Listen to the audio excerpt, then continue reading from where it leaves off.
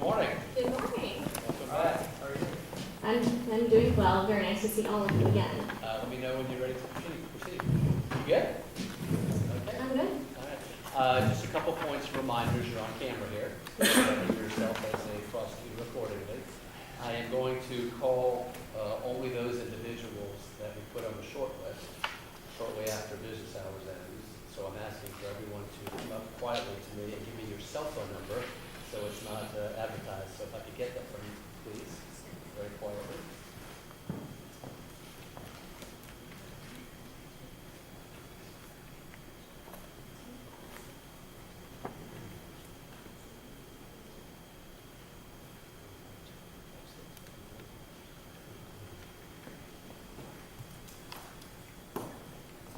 Kathryn, we have reviewed your application previously. Of course, we have it again, reviewed it thoroughly. If you want to make an opening statement, maybe tell us something outside the application, maybe something that's happened since then, or you can just defer to the questions. Certainly. I'll give you a little bit more of a personal background this time. I was raised in a small town in Central Florida. You may have seen it on my application, Umatilla. I'm the daughter of a veterinarian, so I spent most of my afternoons going on large animal house calls, helping cows and horses, and I thought I'd follow in my father's footsteps. So when I went to the University of Florida as a freshman, I was accepted into the College of Veterinary Medicine's early admission program.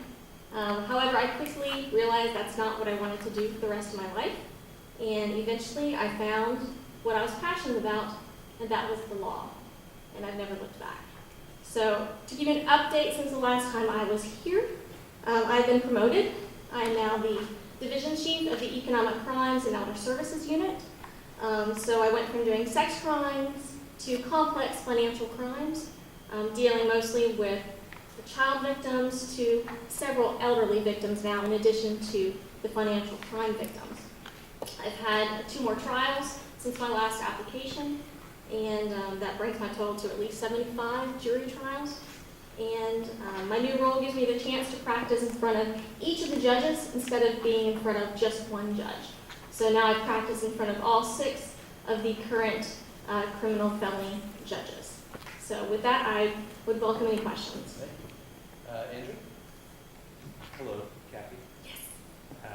I'm Andrew. He's Andy. Two Andrews. I don't know there. So I had the opportunity to do your vetting, and I spoke with a number of people on your reference list: Alan Diamond, Phil Archer, Mike Perillo, Justin Keene, Doug Bean, and Judge Mall. And what came across through all of them was how prepared you were, and I think somebody even said you prepare like a jealous spouse investigating some cheating or something. But in any event, those were qualities that came through, as well as temperament. As kind of you started at the State Attorney's Office in 2006, 2006, yes, Okay. June 12th. And so sometimes when we have people who are interviewing who have spent a career as a prosecutor, there may be some concern that you may bring a prosecutorial mindset to the bench, and without having had civil experience, whereas a criminal defense attorney perhaps may not have the appreciation for human frailty and people making mistakes, that sort of thing. How would you help alleviate that concern for us? Well, when I was at the State Attorney's Office, I've had the chance to meet members of the public of all different ages, different places in their life. I've had that kind of my overall background, just how I am, is I am very clear on what the law is and what the law is not. And even if the law is not in my favor, that's something that I make a great point in bringing to the court's attention. I'm frequently talking with either prosecutors or defense attorneys. They're asking me, hey Kathy, what's the law on this? And they're asking for my advice. Not advice per se, but just what is the law? So I also take it very seriously, the position we have as a prosecutor, to be very diligent. And if I have information that something may not be as it seems, I'm going to do the prepared like a spouse thing and go after it. If something needs to eventually be dropped, I'll drop it. I have no problem doing that. My focus is on doing what's right, doing justice. I know there's the phrase sometimes you hear, seek justice, not convictions. and that's always been my goal, and that is what I would do as a court. As a judge, I would listen to everyone and apply the law appropriately. I don't think there would be any concerns that I would bring a prosecutorial mindset. John? Nice to see you. Good morning. Nice to see you. I appreciate your application. Very detailed and just a nice read. I'd like to ask you, though, you mentioned demeanor as a characteristic. Are there two other characteristics that you believe are the most important for a judge to be effective? Well, Mr. Pickett stole one of mine. Being prepared is one. I think it is very important to be prepared, to do your homework before you even hear a case, whether it be a probable cause affidavit or all of the pleadings in a case, to make sure you get up to speed. Also, to have some empathy as well, to kind of understand what people are coming from. It's not just the words on a page. Life is much bigger than that. The practice of law is much bigger than that. And I think I've had a chance, through all the cases I've had, through some of my past experiences, to have a good sense of being able to see how people are. My first instinct is to listen, not to talk, and so that's what I would try to do. Phil? Good morning. Good morning. If you were selected for this position, what would be the first thing you would attempt to do to further making the whole process better or improved? Do you have any ideas as to what you might do? Can I get a little bit more clarification? The whole process, the judicial process as a whole, or? Process that you and the judge would be overseeing? I don't know if I have any particular suggestions or things that I would do immediately, but I know I would take into counsel advice, kind of look at the whole system, because when you're a judge, you have to look at the whole system as a whole, how the courtroom flows, be it the courtroom deputies, the court clerks, the judicial assistants, for a criminal docket, making sure that the docket is moving, cases that need to go, and just keeping a handle on the docket as a whole.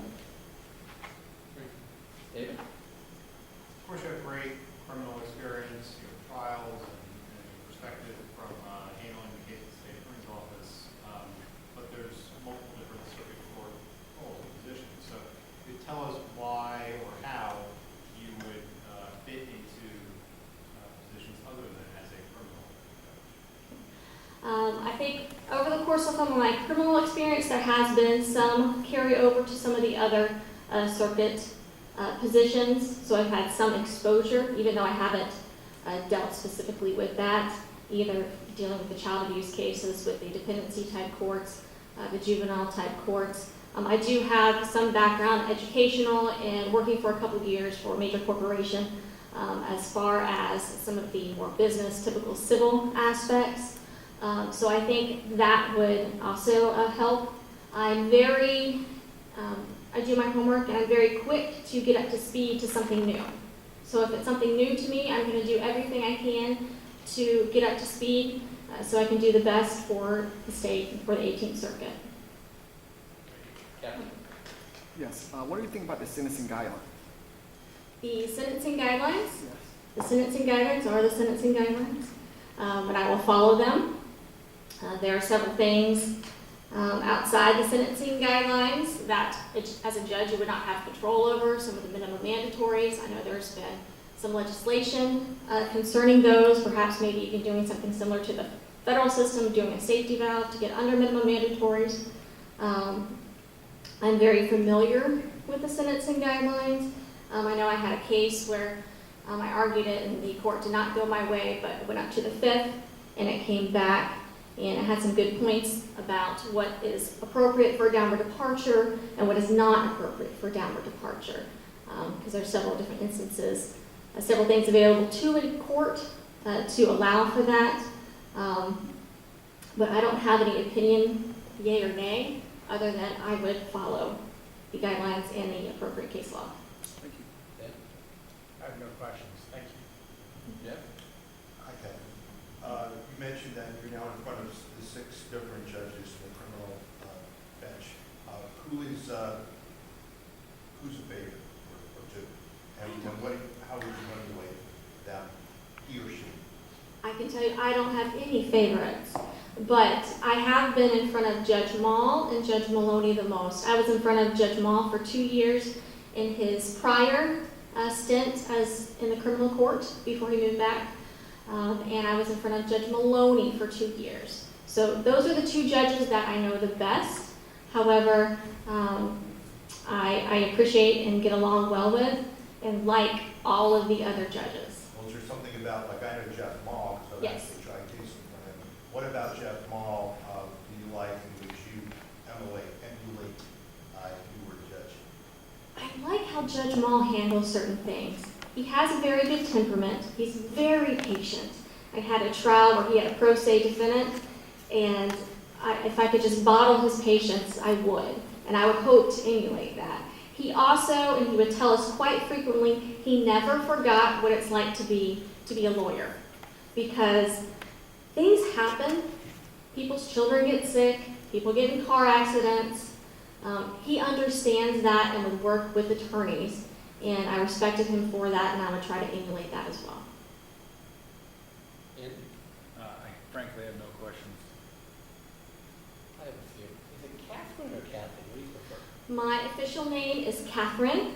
I don't particularly care for it, so I go by Kathy. There you go. So when you walked in that door, if you Yes. could walk in, there were 2 podiums right here.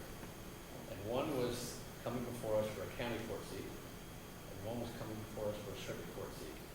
Which one would you walk in front of? This one, the circuit court. Okay. Why is that? And I qualify that because your entire experience is in the state attorney's office, correct? For the most part. For the most part, yes. We just had Michelle Neighborhouse, Judge Neighborhouse, come before us and say that she was blown away by, now that she's sitting in the family law division, as to how much work it is and how much effort she has to put in time to draft final judgments and make the appropriate findings of fact, and all the work that goes into that. And she has a background in civil law, in civil litigation. So with someone with your skill set, I'm wondering why you wouldn't walk in front of the county court. Frankly, circuit court in the end would be more interesting, more challenging. I think county court would be very difficult. But when you look at the criminal side of the cases, they're much more complex, much more interesting cases, many more types of crimes. In county court, you get stuck in the battery, DUI, duelist, petty theft.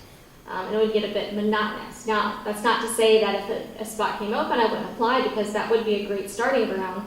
But I think even though I haven't spent time as a county judge, I think I would still do well in the circuit court. And if it's an area that I'm not familiar with, I would spend the time as necessary. I've even, like right now in my new division, dealing with a lot of the economic crimes. I am spreadsheeting like it's nobody's business, taking them home on the weekends and putting the kids to bed, and then I'm off to my spreadsheet. So I would have no problem putting in the time and effort necessary. If Judge Neighborhouse's county seat becomes available, would you put in for her seat? I would. And one final question, how long have you had a passion to be a judge? Passion to be a judge. Well, when I first started with the state attorney's office, I didn't necessarily think, oh, I want to be a judge. But once I started making my way into felony and seeing what they did every day, and kind of getting a better grasp of the judicial system as a whole, that's when it started. So probably right around the time I hit felony, which about 9 years ago. So I'm always curious, and I ask this question to public defenders and state attorneys, if you have a passion to be a judge for 9, 10 years, how come one does not leave the PD's office or the state attorney's office to go in the private sector, get more well-rounded experience, so when you come before a committee like this, you can say, I've got experience on the prosecutorial side, I've got experience in civil, I've got experience in family. I mean, I'm just trying to how to reconcile that. It's really hard to get the amount of trial experience that I've received in the private sector, so that's one of the reasons. I'm here in Brevard County. I've kind of laid some roots here. I got married here. I've had kids here. I'm here. So I haven't necessarily tried to venture out to some of the larger places or a larger firm or corporation outside of Brevard County. I've been fairly happy, and I like being in court. I like being a trial attorney. I like the court setting. So that's probably the main reasons why I've stayed. Any follow-up questions? Andrew? Kathy, in follow-up to Alan's question, I happen to know, just from talking to you, that you've wanted to be a judge for a while, and I'm sure you have an appreciation for the process and the importance of persistence. And it sounds like you're committed to applying and is pursuing this goal until you get it. Would you run for judge in 2020? If I was appointed, No, well, either way, if you're appointed or not appointed. if I was appointed, absolutely. I would get the process, everything needed to go. If I was not appointed, still working at the state attorney's office, I don't believe I would. I think I really believe in this appointment process. I like being able to focus on doing work for the community without having to take the time off to run the campaign. So this is my preferred method to the bench. Any follow-up? Kathy? Thank you very much. Thank you very much. Have a good day, everyone. Can we just make a quick restroom? Absolutely.